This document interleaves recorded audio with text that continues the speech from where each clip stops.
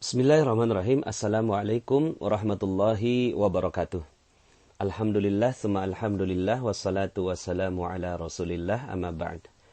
Alhamdulillah, bagaimana kabarnya Bapak Ibu semua hari ini? Semoga selalu dalam limpahan karunia, cinta, rahmat, dan berkah dari Allah Subhanahu wa Ta'ala, sehingga Anda hidup dengan keadaan terbaik, dengan keadaan yang diridhai oleh Allah Subhanahu wa Ta'ala, dengan keadaan yang penuh kejayaan, kemuliaan, ketinggian, dan siap menerima rezeki yang berlimpah dari Allah Subhanahu wa Ta'ala.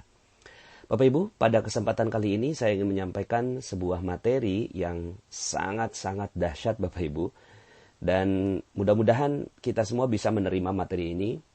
Saya nggak gampang Bapak Ibu menyampaikan materi ini karena saya terus berlatih kepada diri saya sendiri, dan namanya ilmu Bapak Ibu ya. Jadi ini adalah ilmu yang mesti saya sampaikan, dan saya pun berlatih dengan sangat-sangat keras Bapak Ibu tentang ilmu ini ya. Dan ini adalah yang ke-29 ya, ilmu yang ke-29.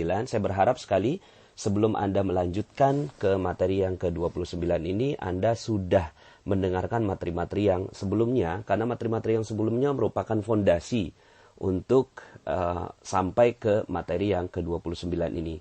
Jadi materi ini adalah materi yang sudah advance Bapak Ibu ya. Mungkin sedikit lebih tinggi dibandingkan dengan materi-materi yang sebelumnya. Dan mudah-mudahan saya mampu menyampaikannya dengan baik ya. Saya berdoa kepada Allah, Rabbi shrah li sadri wa yassir li amri wahlul 'uqdatam min lisani yafqahu qawli. Bapak Ibu, materi ini berjudul garis kebenaran, ya, garis kebenaran. Apa itu garis kebenaran? Bapak Ibu, ini materi yang merupakan lanjutan dari materi cermin ajaib. Jadi kalau Anda sudah pernah mendengarkan materi cermin ajaib, ya, bahwa ternyata seluruh kejadian-kejadian yang terjadi pada kehidupan kita itu hanyalah cermin Bapak Ibu ya, hanya cermin terhadap diri kita, bahwa yang perlu dirubah adalah diri kita dan bukan orang lain ya. Maka ketika kita mampu menjadikan seluruh kejadian yang berada dalam kehidupan kita ini adalah sebagai cermin, maka rezeki akan jauh lebih mudah datang. Nah, ini kelanjutan dari materi itu ya Bapak Ibu, untuk lebih dalam lagi kepada materi cermin ajaib, dan ini merupakan perisai rezeki Bapak Ibu. Jadi garis kebenaran ini membongkar perisai rezeki. Jadi sudah beberapa perisai-perisai yang saya bahas dalam kesempatan-kesempatan sebelumnya, dan perisai yang saya ingin bahas di kesempatan kali ini halus sekali Bapak Ibu, halus sekali.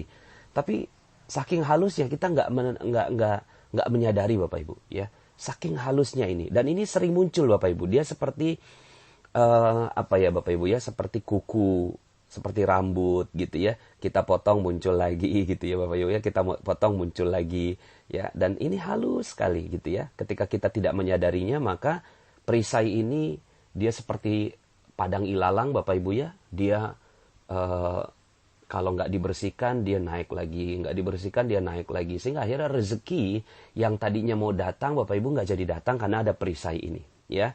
Dan saya kasih judul perisai ini dengan garis kebenaran ya. Oke, saya mulai Bapak Ibu ya, untuk menjelaskan tentang garis kebenaran. Ya, mudah-mudahan saya juga berharap Anda berdoa kepada Allah, meminta agar mampu menerima materi ini dengan lapang dada, dengan yang terbaik dari Allah Subhanahu wa Ta'ala, agar rezeki kita setelah ini itu terbuka lebar. Jadi memang saya meyakini Bapak Ibu ya, saya meyakini seyakin-yakinnya, hakul yakin Bapak Ibu, ketika kita mampu menjalankan materi ini, maka rezeki itu dahsyat Bapak Ibu, luar biasa, berlimpah ruah datang kepada kita ketika kita mampu melakukan ini gitu ya. Cuma kalau kita nggak mampu melakukan materi yang ke-29 ini, ya pantas saja kalau rezeki kita ini tertahan Bapak Ibu ya. Utang nggak lunas, piutang nggak terbayar, proyek kok nggak jalan gitu ya. Pantas Bapak Ibu kalau seandainya kita tidak mau melakukan yang nomor 29 ini ya. Bismillah ya Bapak Ibu ya. Saya juga lagi latihan Bapak Ibu ya. Saya juga sedang latihan. Oke Bapak Ibu, ada banyak sekali penjahat, katakanlah ya, penjahat sebenarnya mereka bukan jahat Bapak Ibu, mereka baik gitu ya. Cuma pas aja gitu kan, mereka masuk penjara begitu ya. Nah, ketika ditanyakan kepada para penghuni penjara ini gitu ya, misalnya contoh Bapak Ibu ya, ada seorang pembunuh yang sudah membunuh 10 orang. Dia sudah membunuh 10 orang Bapak Ibu. Dia sudah bunuh 10 orang. Terus kemudian ketika ada yang wawancara, Pak pembunuh gitu ya, Pak X gitu ya, kenapa kok kamu tega banget gitu membunuh 10 orang gitu. Rata-rata dari para pembunuh berdarah dingin ini jawabannya unik Bapak Ibu ya. Jawabannya begini Bapak Ibu. Ya gimana saya nggak ngebunuh gitu ya. Gimana saya nggak ngebunuh? Saya sudah bikin garis gitu ya. Saya sudah bikin garis. Terus kemudian saya bilang, sesiapa yang melewati garis saya ini, maka saya akan tembak gitu ya. Terus kemudian ada satu orang yang lewat, saya tembak. Ada orang yang kedua lewati garis itu, saya tembak. Orang ketiga melewati garis itu, saya tembak. Sampai ada 10 melewati garis itu, ya saya tembak. Kan saya udah kasih tahu bahwa saya punya garis gitu ya. Ini garis saya, siapa yang ngelewatin garis saya, maka saya akan tembak. Sekarang pertanyaannya, siapa yang salah gitu. Jadi Bapak Ibu, kebanyakan para pembunuh berdarah dingin, para orang-orang yang dia melakukan kesalahan itu selalunya dia itu mengatakan bahwa saya sudah buat garis, tapi mereka yang melewati garis saya. Maka saya pantas dong kalau saya bunuh gitu kan. Terus kemudian uniknya lagi, orang seperti ini malah bertanya, siapa coba yang salah gitu. Coba kalau kamu jadi saya udah bikin garis, terus kemudian saya bunuh, siapa yang salah? Kita jadi kebingungan Bapak Ibu menjawab atau melihat fenomena ini gitu ya. Kok ya dia dengan mudahnya membuat garis kebenaran. Gitu Bapak Ibu. Garis kebenaran yang dia pahami. Mungkin garis kebenaran itu berupa, saya kan udah bilang kamu jangan masuk rumah saya. Nah, itu garis kebenarannya rumah. Saya kan udah bilang kamu jangan menghina saya. Oh berarti garis kebenarannya adalah penghinaan.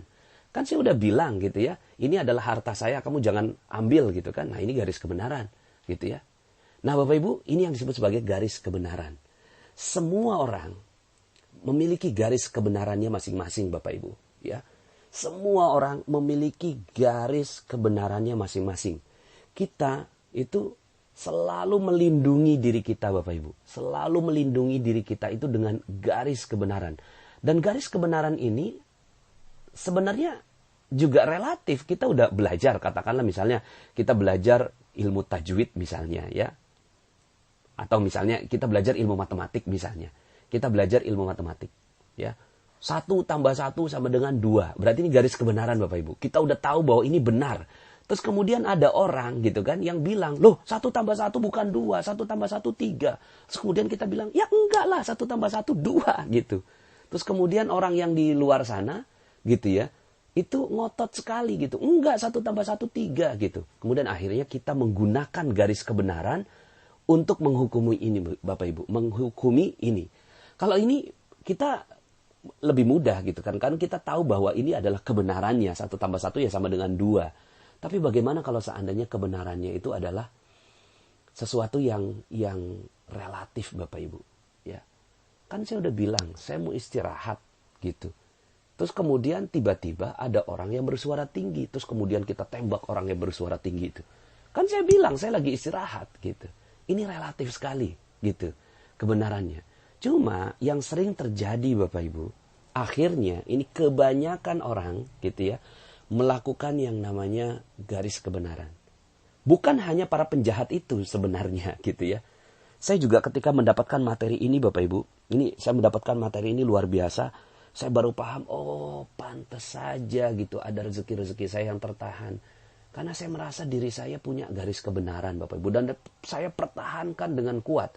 Ketika ada orang yang tidak suka dengan garis kebenaran yang saya buat, kemudian saya salahkan orang lain. Gitu Bapak Ibu. Ya. Yang sering terjadi akhirnya gitu ya, kita tuh sering membuat kambing hitam Bapak Ibu. Kambing hitam terhadap apapun gitu ya. Kambing hitam terhadap apapun. Ketika kita misalnya tidak berhasil gitu ya dalam sebuah bisnis, terus kemudian kita bilang, ya iyalah gitu. itu sih gitu nggak ngajarin saya, itu sih dia gitu ya mengkhianati saya, itu saya ditipu sama tuh orang gitu kan. Sudahlah nggak pakai cermin ajaib, dia pakai garis kebenaran Bapak Ibu. Garis kebenaran ini ya dia menyalahkan orang lain. Yang benar siapa? Saya yang benar. Semua di luar saya itu salah gitu. Dia pakai garis kebenaran Bapak Ibu. Sehingga akhirnya orang yang di luar dia harus salah. Dan satu-satunya orang yang paling benar di muka bumi ini adalah saya. Gitu Bapak Ibu. Nah ini dididik Bapak Ibu. Kita dididik dari kecil tentang garis kebenaran ini. Pantas aja ya kalau garis kebenaran ini semakin lama semakin menjulang Bapak Ibu ya. Semakin lama semakin menjulang. Misalnya contoh gitu ya, kita anak-anak kita gitu kan, terus kemudian anak kita jatuh nih Bapak Ibu ya, anak kita jatuh terus kemudian nangis gitu, terus kemudian dia jatuhnya di tangga, terus kemudian tangganya yang kita pukul, nakal ini tangga gitu kan, tangga ini nakal gitu kan, iya nih udah biarin mama omelin ini tangganya, terus kemudian anak kita itu diem Bapak Ibu, gitu ya, merasa garis kebenarannya sudah muncul bahwa dia yang benar, terus kemudian yang salah adalah tangga Bapak Ibu. Nah kita dari kecil seperti itu Bapak Ibu, ya jatuh dari sepeda, terus kemudian wah ini sepedanya, iya ini sepedanya yang salah gitu, sehingga akhirnya setiap ada kejadian kita selalu menggunakan garis kebenaran dan orang lain yang salah, sehingga akhirnya dengan garis kebenaran ini kita nggak mau bertanggung jawab Bapak Ibu terhadap apapun yang terjadi pada diri kita. Kemudian kita selalu beralasan bahwa ada orang lain yang punya peran terhadap ketidakberesan dalam kehidupan kita, ya. Kemudian kita selalu merasa benar sendiri Bapak Ibu dengan adanya garis kebenaran ini, ya. Nah, dampaknya Bapak Ibu, dampaknya terhadap garis kebenaran ini akhirnya seluruh masalah-masalah di kehidupan kita, coba perhatikan Bapak Ibu, ya. Saya juga akhirnya juga meneliti kesalahan-kesalahan saya Bapak Ibu ya. Waktu itu kok bisnis nggak bener gitu. Kemudian saya kok ditipu orang. Loh kok saya nggak berhasil dalam sebuah bisnis. Loh kok saya ini ternyata sebabnya sederhana Bapak Ibu. Sebabnya sederhana. Semua utang kok nggak lunas. Piutang kok nggak dibayar orang gitu ya. Terus kemudian kok istri kok nggak nurut sama saya gitu ya. Kemudian ada yang suaminya diambil orang gitu kan. Ya. Terus kemudian ada rumah kok kebakaran gitu ya. Hal-hal yang kayak gitu Bapak Ibu. Anak kok diculik orang, digangguin dan seterusnya. Ternyata cuma satu Bapak Ibu. Cuma satu. Selain materi-materi yang kita sudah bahas dalam kesempatan-kesempatan sebelumnya, dalam kesempatan ini saya ingin menyampaikan bahwa ternyata kita seluruh masalah-masalah itu hadir karena kita pasang garis kebenaran kita Bapak Ibu. Pasang garis kebenaran, maka apa yang terjadi? Masalah muncul dan rezeki hilang Bapak Ibu. Ya, masalah muncul dan rezeki hilang. Ya, jadi kalau seandainya sekarang ini rezeki kita hilang, ya bukan karena rezekinya nggak ada, tapi karena kita membangun garis kebenaran, gitu ya, di dalam kehidupan kita. Ya, nah kalau seandainya kita mau, Bapak Ibu, ini dengan lapang dada, dengan minta petunjuk kepada Allah Subhanahu Wa Taala di kesempatan materi kali ini, ya Allah gitu ya, saya betul-betul ingin menghilangkan garis kebenaran saya. Maka yang terjadi Bapak Ibu, setelah itu rezeki dahsyat luar biasa datang pada kita Bapak Ibu. Ternyata cuma gara-gara garis kebenaran itu Bapak Ibu. Rezeki tiba-tiba datang, terus kemudian masalah hilang tiba-tiba. Hush Bapak Ibu, hilang gitu ya. Ketika apa? Ketika kita udah turunkan itu garis kebenaran. Kan garis kebenaran ibarat tembok Bapak Ibu. Seperti penjahat tadi. Kan saya udah bikin garis. Terus kemudian ada orang yang mau melewati garis saya tembak gitu ya. Nah garis ini yang dihilangkan Bapak Ibu.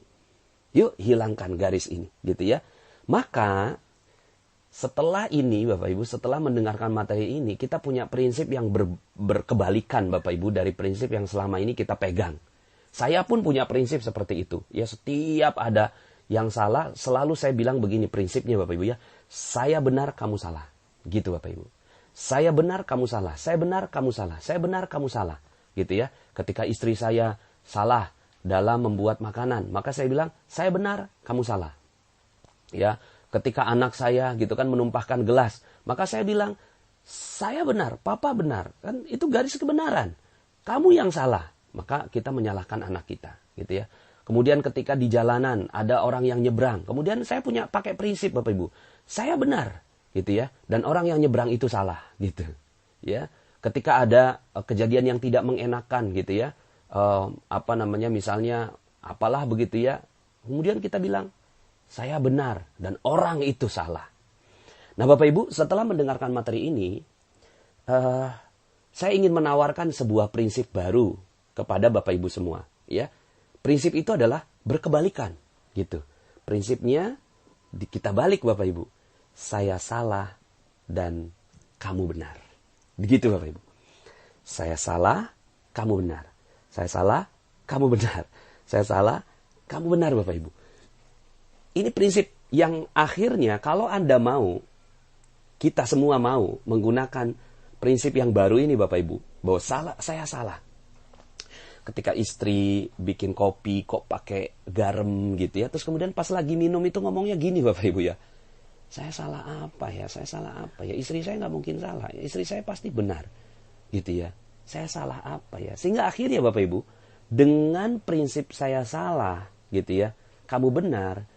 Dibikinin kopi pakai garam Bapak Ibu, malah dapetin rezeki. Rezeki itu berupa apa? Rezeki berupa pemahaman. Apa salahnya saya ya? Apa salahnya saya? Oh, kemarin itu ya, saya itu ngedorong orang gitu ya, di kereta. Terus kemudian, mungkin sekarang ini dampaknya, akhirnya garam masuk ke dalam kopi gitu.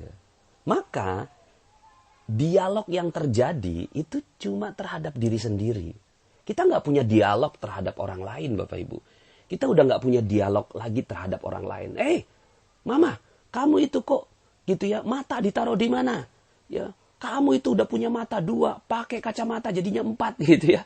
Kok ya bisa gitu? Ya, bikin kopi pakai garam. Nah, kalau yang seperti ini Bapak Ibu, saya salah dan istri yang benar. Apa yang terjadi Bapak Ibu? Saya nggak belajar. Saya tidak belajar sesuatu dari peristiwa kopi pakai garam itu Bapak Ibu. Maka saya tidak mendapatkan kesempatan untuk dapatkan rezeki. Karena pemahaman itu rezeki. Ya, memahami sesuatu itu adalah rezeki Bapak Ibu. Setelah itu ya, pemahaman datang, rezeki datang Bapak Ibu, berupa ya macam-macam rezeki itu datang. Gitu ya. Yang jelas rezeki itu pasti datang berupa apa? Berupa kedamaian, keharmonisan. Akhirnya ya sudah, kita minum kopi itu pelan-pelan sambil senyum, ketawa Bapak Ibu ya. Sambil ketawa, iya ya saya salah ya. Oh iya ya, saya salah di mana ini ya. Kemudian ya pelan-pelan lah, kalau seandainya nggak sanggup ngabisin Bapak Ibu ya. Seandainya nggak sanggup ngabisin ya kopi itu dibuang lah gitu ya, tanpa istri tahu. Maka yang terjadi adalah istri tidak merasa bersalah gitu ya. Terus kemudian tidak terjadi percekcokan ya. Kemudian ya mungkin akhirnya gelasnya itu selamat, tidak pecah gitu ya. Coba kalau seandainya yang terjadi adalah marah-marah, mungkin pecah gitu. Maka rezeki jadi hilang. Jadi ternyata Bapak Ibu, seluruh masalah-masalah itu muncul itu cuma gara-gara satu hal. Karena kita punya prinsip, saya benar dan kamu salah. Sekarang kita balik Bapak Ibu, saya salah, kamu benar. Saya salah, kamu benar. Saya salah, kamu benar. Akhirnya Bapak Ibu ya, ini kalau Anda berkenan betul-betul Bapak Ibu, pakai ilmu ini Bapak Ibu, akhirnya kita bisa mengucapkan kata-kata seperti ini Bapak Ibu. 70 kali sampai 100 kali Bapak Ibu. Ngomongnya gini, saya salah, saya salah, saya salah, saya salah, saya salah. Gitu Bapak Ibu ya. Saya salah, saya salah, saya salah, saya salah. Setiap ada apa, saya salah, saya salah, saya salah. Saya salahnya di mana? Salah apa? Saya salah, saya salah, saya salah. Gitu Bapak Ibu ya.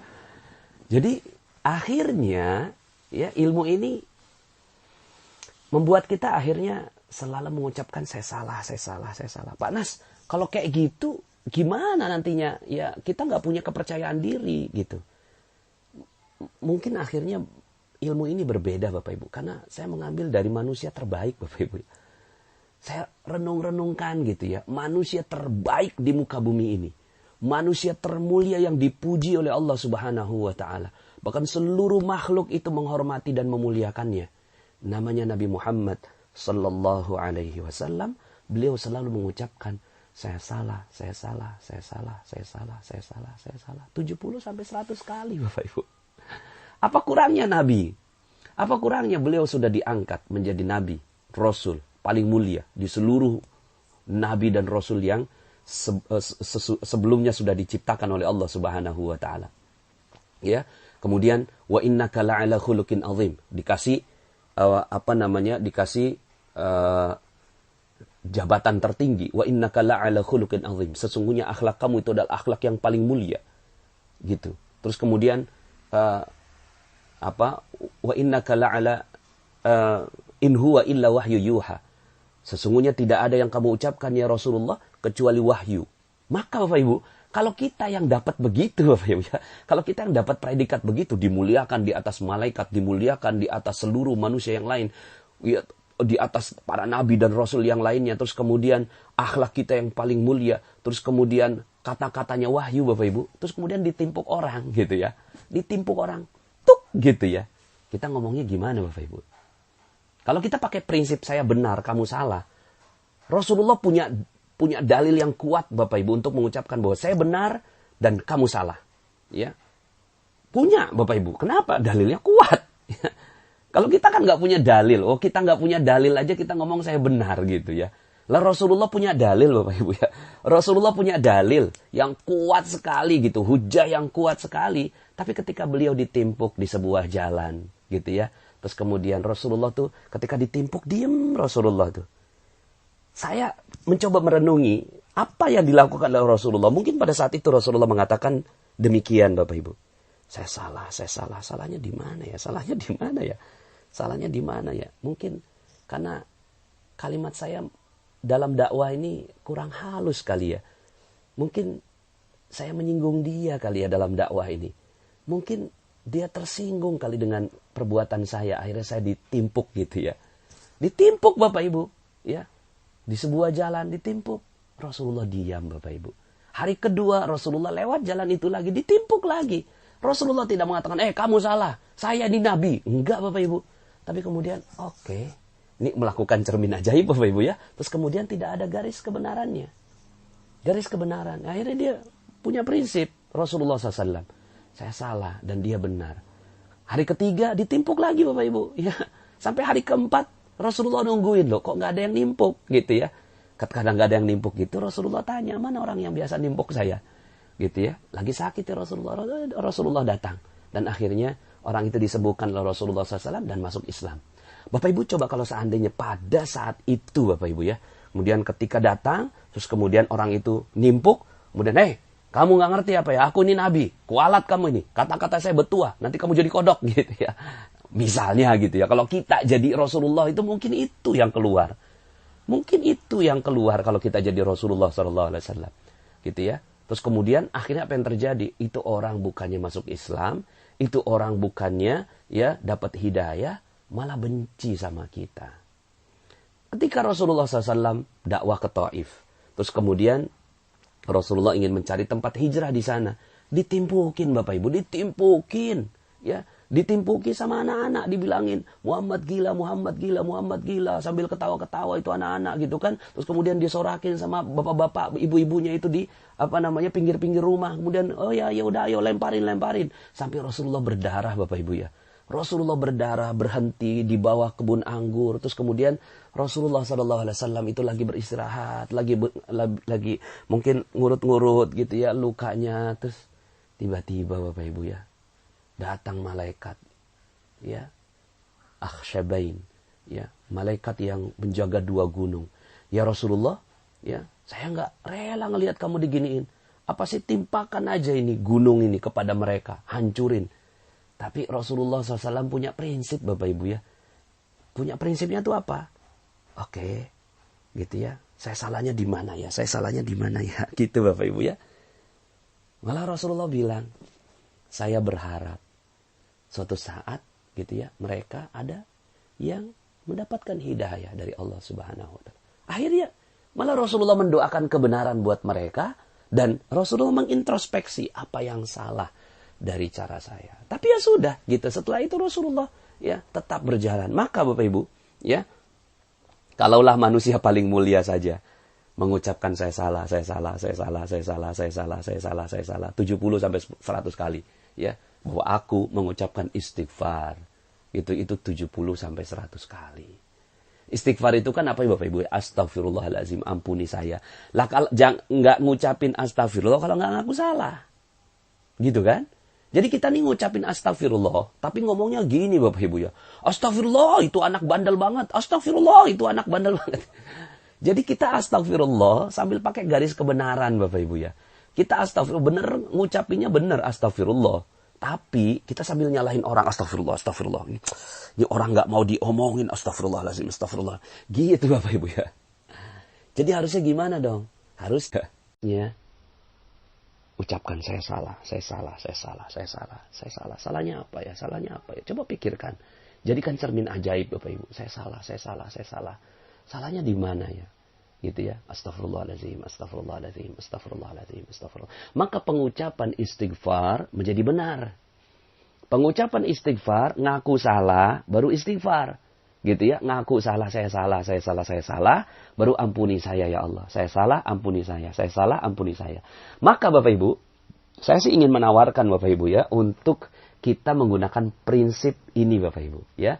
Makanya ini prinsip saya salah, orang lain benar. Karena sebenarnya di luar kita itu adalah wujudnya Allah Bapak Ibu. Di luar kita semuanya adalah wujudnya Allah.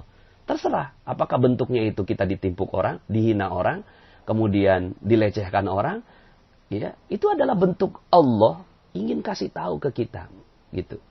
Mungkin kita dijambret sama orang, gitu ya, diambil uang kita sama orang, terus kemudian kita langsung ngomongnya, oke, saya salah. Itu sih jambret benar gitu. Sebenarnya bukan jambret yang benar Bapak Ibu ya.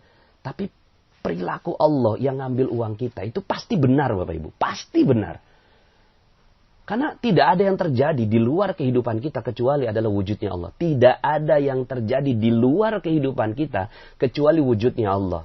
Maka yang namanya Allah Al-Haq. Benar, maha benar. Maka semua yang ada di luar kita benar. Siapa yang salah? Dalam diri kita. Saya salah, saya salah, saya salah. Oke, saya salahnya di mana? Kok saya dijambret orang ya, gitu ya.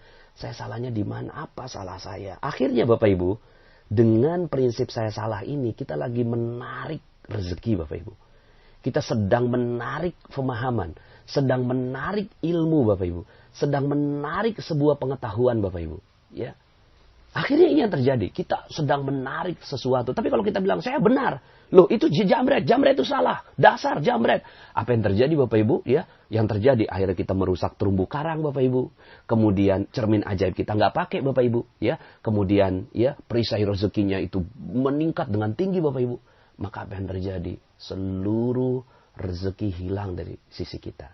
Nah, kalau kita dijambret gimana? Ya kalau dijambret, ya kita bilang, oke, saya salah. Jadikan ini alat introspeksi Bapak Ibu. Saya salah, saya salah, saya salah, saya salah, saya salah. Apa salahnya saya ya? Apa salahnya saya? Oh, mungkin karena gitu, ya. Terlalu mencolok itu tasnya, tas baru. Oh, mungkin karena terlalu cinta metut tas. Oh, mungkin karena itu ada uang yang enggak ya halal yang saya terima. Oh, ya mungkin karena saya pernah ngomeli anak saya gitu. Oh, ya karena pernah gitu ya. Gitu Bapak Ibu. Sehingga akhirnya kita punya dapat sekali Bapak Ibu menyerap banyak sekali energi gitu ya terhadap diri kita ketika kita salah. Nah, perkara setelah itu kemudian kita datang ke polisi, Pak polisi tolong dong bantuin saya nih, saya dijambret orang gitu ya. Itu perkara berbeda, itu jadi amal soleh. Niat kita supaya itu orang menjadi orang yang jauh lebih baik. Itu tapi hatinya Bapak Ibu, hatinya kita selalu mengatakan saya salah. Nah, sekarang Bapak Ibu, yuk sama-sama kita gunakan prinsip ini Bapak Ibu. Prinsip saya salah, kamu benar. Coba Bapak Ibu pakai di keluarga. Gitu ya. Pakai di keluarga. Gimana cara pakai di keluarga? Ketika konflik suami istri Bapak Ibu. Maka coba masing-masing itu ngomong, saya salah, kamu benar. Saya salah, kamu benar. Bapak Ibu, kalau itu yang terjadi, kira-kira jadi berantem nggak Bapak Ibu ya? Nggak jadi Bapak Ibu. Semua masalah keluarga, semua masalah keluarga itu dimulai dari masing-masing menganggap dirinya benar. Gitu. Nah kalau sudah kayak gitu, gitu ya. Sudah kayak gitu. Maka apa yang terjadi? Yang terjadi rezeki nggak datang Bapak Ibu. Saya pernah waktu itu ya. Saya satu ketika gitu ya. Saya lagi ada urusan di Jakarta. Kalau di Jakarta ini enak naik kereta Bapak Ibu ya. Di kereta itu biasa udah ada kartunya, jadi saya udah punya kartu terusan Bapak Ibu ya. Sehingga akhirnya saya ambil aja dengan pede, bawa tas, bawa dompet gitu kan, langsung pergi ke kereta Bapak Ibu ya. Ya bisalah masuk kereta. Pas nyampe di tempat tujuan, saya langsung pesen Gojek Bapak Ibu ya. Saya pesen Gojek, terus kemudian Gojeknya datang gitu. Terus kemudian saya mencoba merogoh-rogoh kantong saya Bapak Ibu ya. Dan dompet saya lihat, loh kok di dompet nggak ada uang sama sekali Bapak Ibu ya. Nggak ada uang sama sekali di dompet saya Bapak Ibu ya.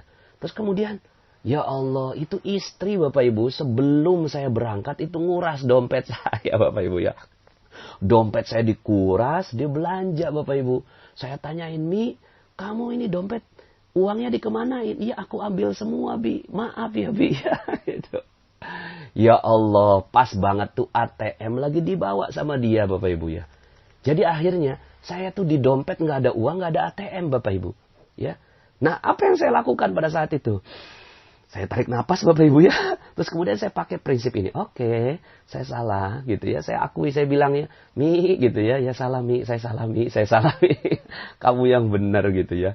Nah dia istri saya juga akhirnya, oh iya maaf ya Bi. Gimana jadinya Bi, gimana? Dia nanya-nanya saya terus, bentar. Aku cari ide dulu saya bilang gitu kan. Ya Allah, masa iya sih saya minta tolong sama tukang ojek untuk nggak bayar. Kayaknya rasanya ya nggak bener gitu ya Bapak Ibu ya.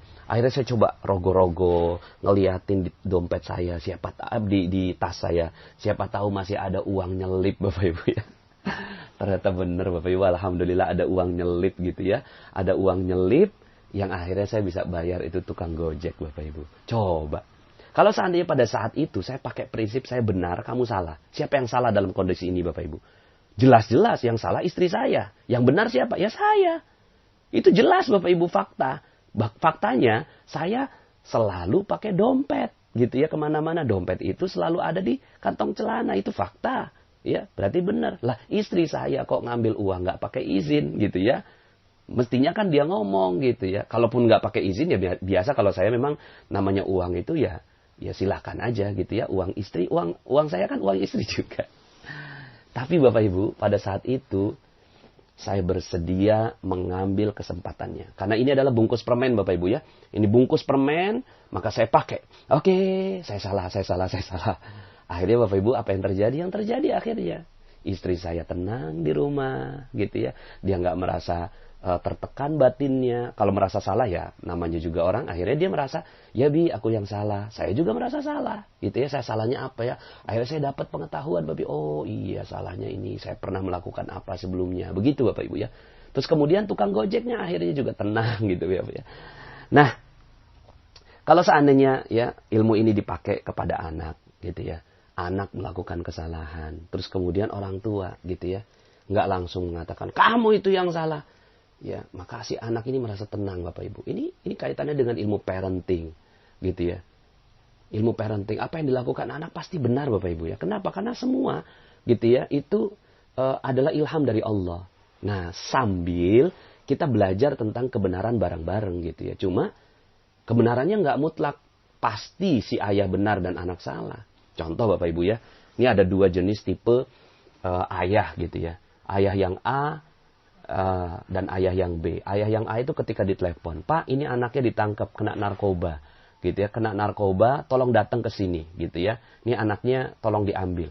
Nah maka ini ayah yang A itu langsung Bapak Ibu merasa bahwa dia benar dan anak salah. Dan benar kan, ya. Namanya narkoba kan garis kebenaran menentukan ya image di luar sana yang namanya narkoba ya salah. Siapa yang bilang narkoba itu benar? Nggak ada gitu ya. Polisi udah jelas-jelas nangkep gitu kan. Ya, jadi ya sudah gitu.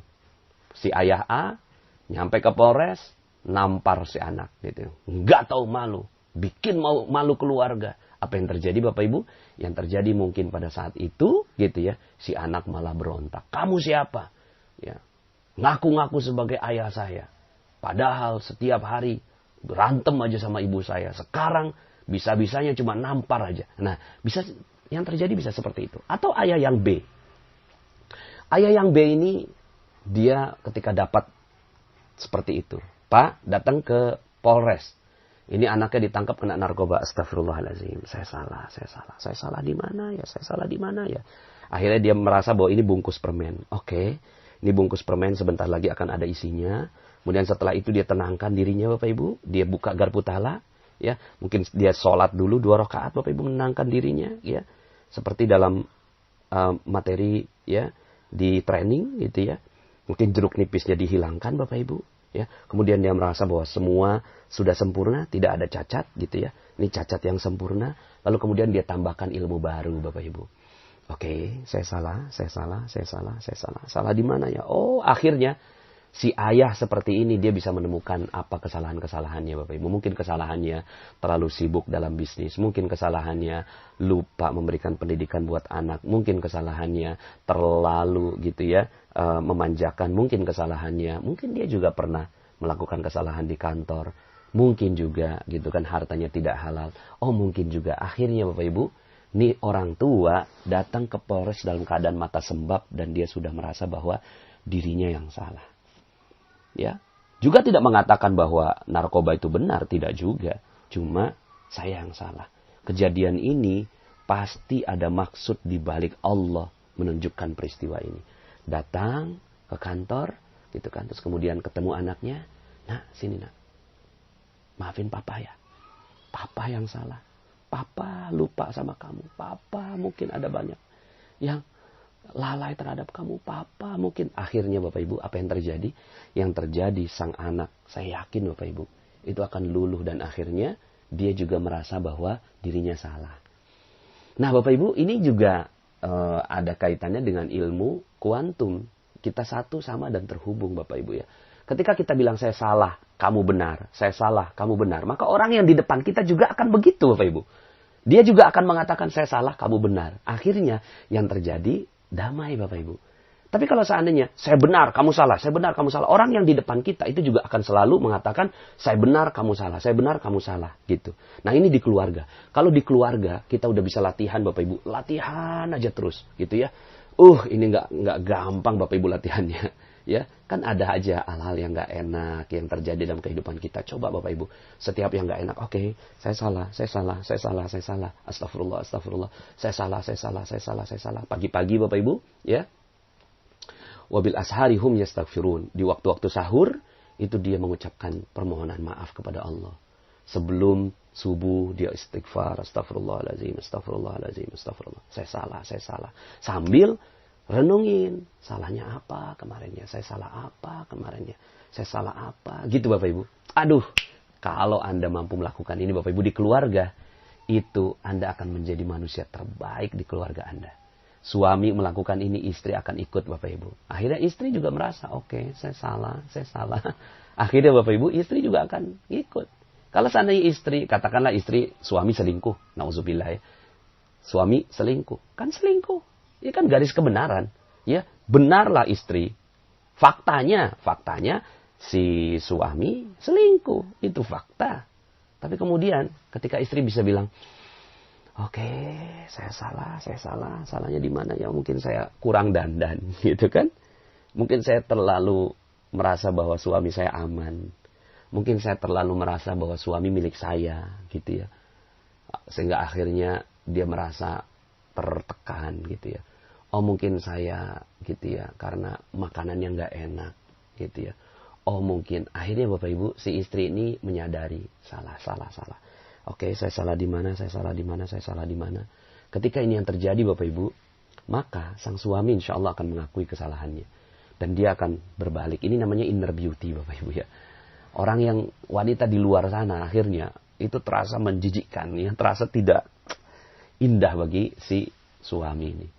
Tapi sang istri yang memiliki perilaku yang baik ini, akhirnya suami akan sadar. Ada banyak sekali orang-orang yang datang pada saya.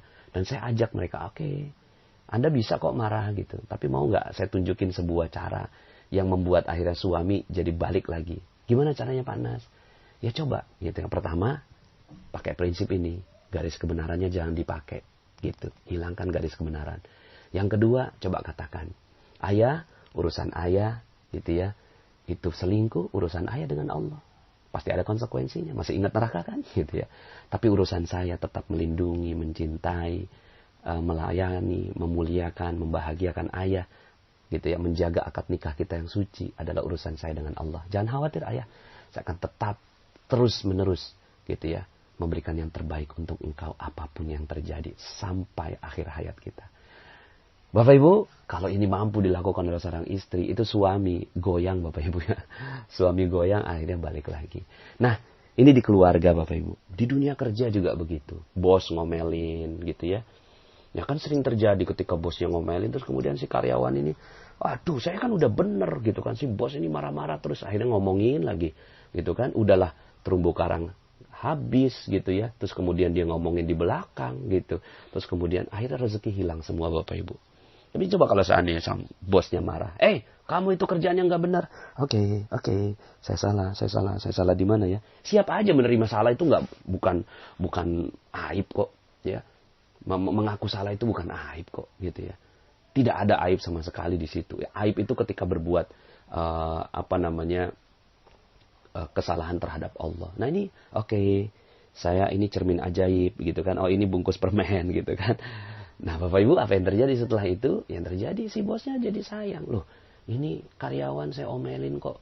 Dia masih tetap sabar gitu ya. Nah, kemudian ini juga misalnya dalam dunia bisnis gitu ya, konsumen ngomel gitu ya. Kemudian si produsen, oke, saya salah di mana? Begitu terus Bapak Ibu ya. Kadang-kadang kita juga sebagai seorang guru gitu ya. Sebagai guru tuh merasa bahwa diri kita benar. Kan saya punya ilmu lebih banyak, baca hadis lebih banyak gitu ya, baca Quran lebih banyak, punya ilmu psikologi, punya ilmu matematik, kimia, fisika dan segala macam. Terus kemudian menganggap orang lain salah Bapak Ibu. Saya ingin menceritakan sebuah kisah gitu kan. Ada yang namanya hakim Bapak Ibu, Judge Bao namanya. Hakim di Cina ini hakim yang sangat adil Bapak Ibu ya. Ada orang gitu ya yang bilang, oh ini 3 kali 7 sama dengan 21. Terus kemudian ada orang, bukan 21 gitu. Sekian gitu ya. Katakanlah misalnya 25. Enggak, 3 kali 7 itu 21. 25. 3 kali 7, 21. 25.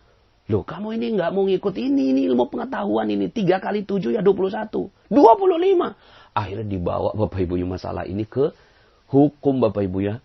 Kemudian ketika berhadapan dengan Judge Bao, hakim yang adil ini gitu ya. Ada masalah apa? Iya, saya ini guru Pak. Saya ngajarin dia ini 3 kali 7 itu 21 gitu. Terus kemudian dia tuh nggak mau nerima gitu. Dia bilang itu 25. Lah saya dong yang benar gitu. Dia kan salah. Ya. Tolonglah hakim gitu kan. Ya, berikan pemahaman yang terbaik buat dia. Kamu gimana? Ya, terserah aja saya mau ngomong 25, terserah dia gitu. Ya, terus kemudian akhirnya Judge Bao ini menghukum ya.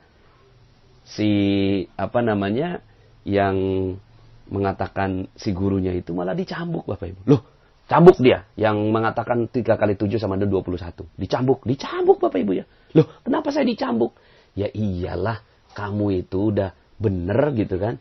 Tapi kamu itu mempertontonkan kebenaran kamu gitu ya terhadap orang yang bodoh gitu. Terhadap orang yang tidak tahu. Jadi kamu ini gitu ya, harusnya ya bijak gitu ya, melihat segala sesuatu. Bisa jadi gitu ya.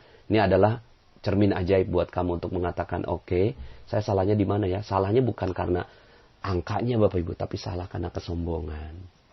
Gitu. Ya, mentang-mentang punya ilmu, sombong. Lah ini salah, gitu.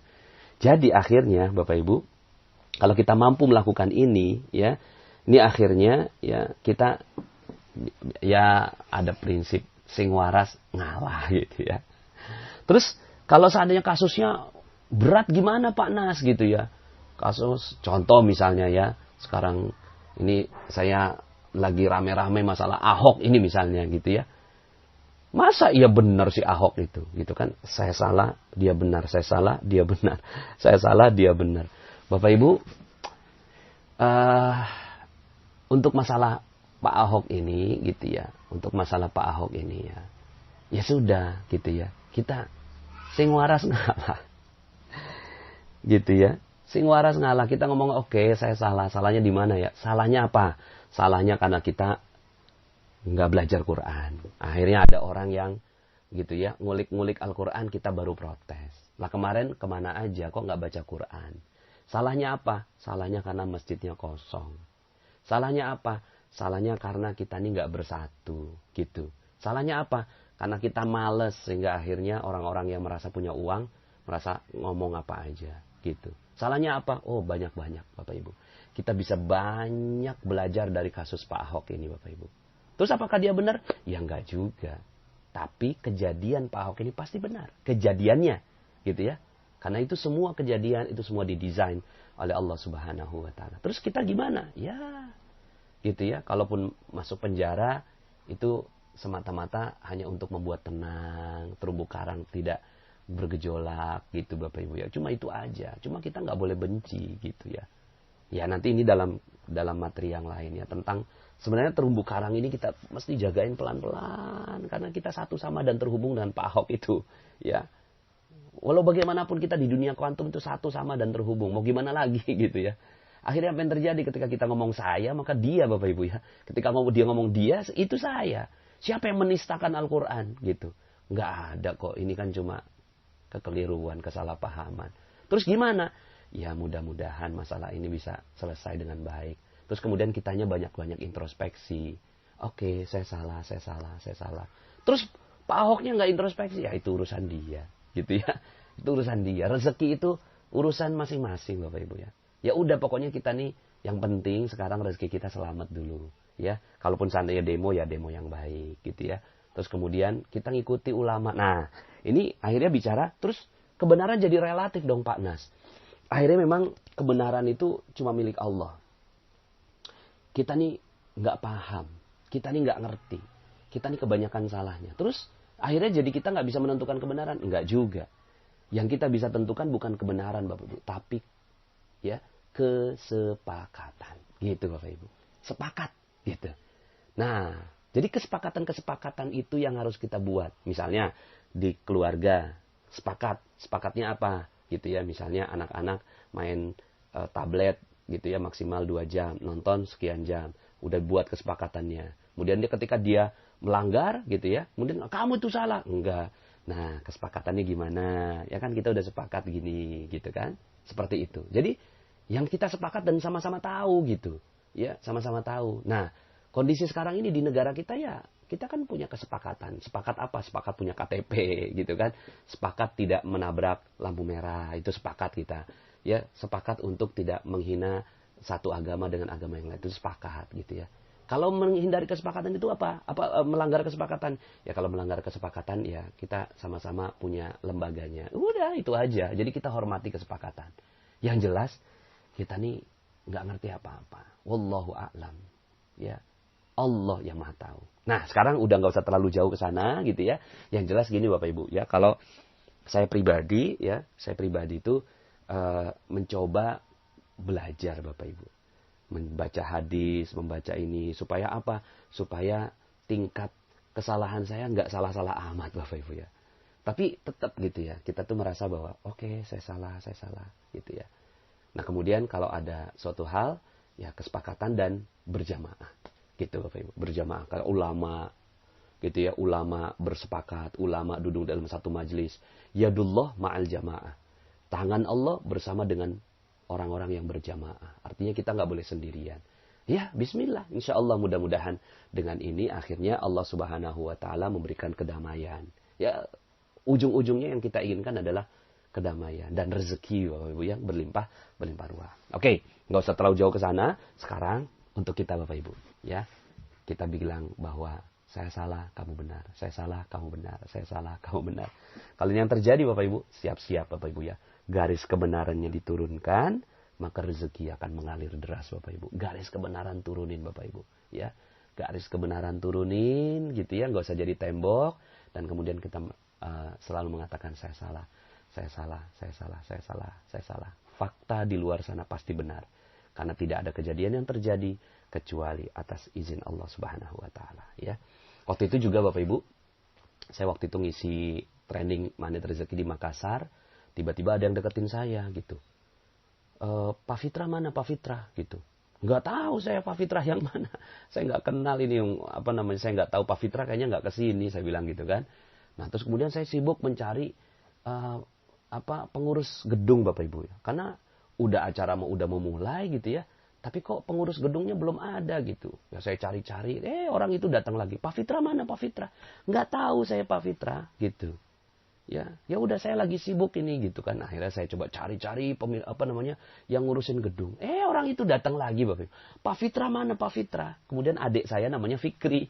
Ya saya Fikri gitu kan, Bapak pengurus gedung. Oh ternyata gitu ya.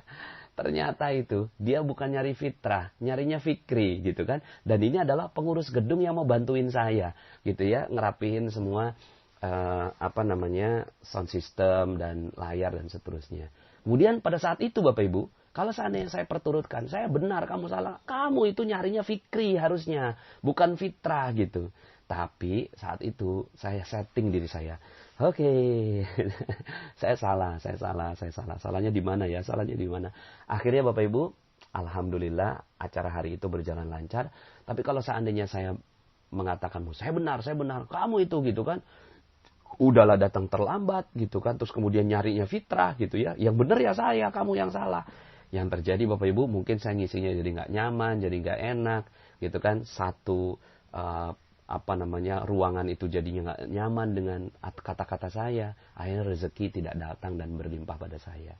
Jadi Bapak Ibu, siap ya. Nah ini materinya tidak mudah Bapak Ibu, saya paham ya. Yuk sama-sama turunkan dulu garis kebenarannya.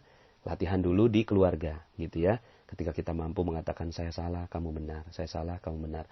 Ada hal-hal yang nggak enak, Bapak Ibu jadikan semua peristiwa cermin. Lalu kemudian katakan gitu ya. Saya salah dan kejadian ini pasti benar adanya. Dan jadikan ini sebagai sebuah introspeksi. Kemudian sering-seringlah setiap hari mengucapkan istighfar gitu ya. 70-100 kali.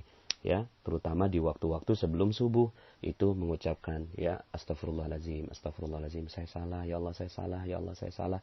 Salah apa? Saya Allah minta petunjuk, saya salahnya di mana? Minta petunjuk, saya salahnya di mana? Kalau ini yang terjadi Bapak Ibu, maka insya Allah rezeki akan mengalir dengan derasnya kepada Anda semua. Sebagaimana firman Allah Subhanahu wa taala, faqultu astaghfiru rabbakum innahu kana ghaffara. Udah, ngomong aja salah.